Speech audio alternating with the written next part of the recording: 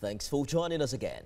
With the 2019 International Widows' Day celebrated on Sunday, 23rd of June, the need for women to prepare themselves for the inevitable formed the highlight of a dialogue among widows in Lagos.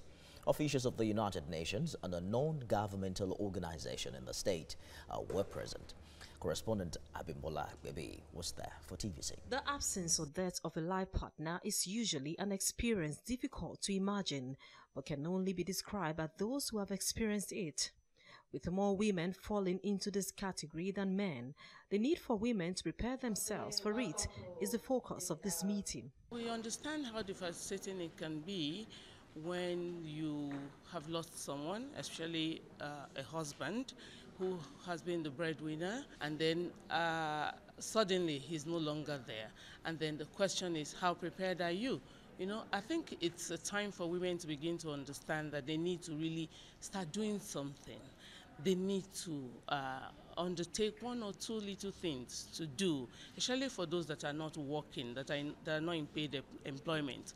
It's important that they begin to get empowered and do something. Nobody is saying anyone is going to die, but we should plan, our lives to think ahead in terms of your family. Since we all know that death is inevitable, it will come when it will come. We are not only sure when it will, but it will come. It will not all go well if after you have worked, you have labored, somebody else is taking, the harvest, reaping the harvest of your labor. For these widows, basic needs like shelter and food often become a challenge in a world where men are considered the breadwinner. Ibi tí mò ń gbé lọ́wọ́lọ́wọ́ tí wọ́n bá débẹ̀ wọn ò lè wọlé torí ibi tí ò ṣe sọ fún èèyàn ni mi tẹ́ lè sọ tán torí pé kí ni ìgbé ayé opó ò ní agbára. It's not a thing that one should go through.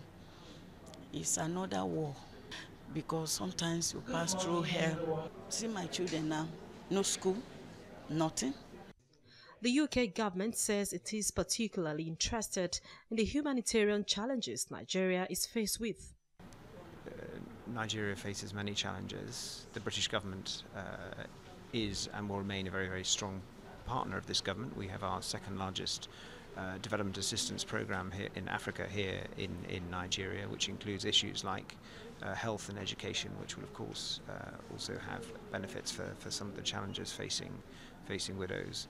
And we want to work with Nigerian government at all levels and organisations like this to really help and see how we can help address some of the challenges faced. Calls are going out to governments for social and financial support for these women, but the need for everyone to begin to take the significance of a will more serious and for women to prepare for the inevitable is gradually taking center stage. Abimbola Akbebi, TVC News, Lagos.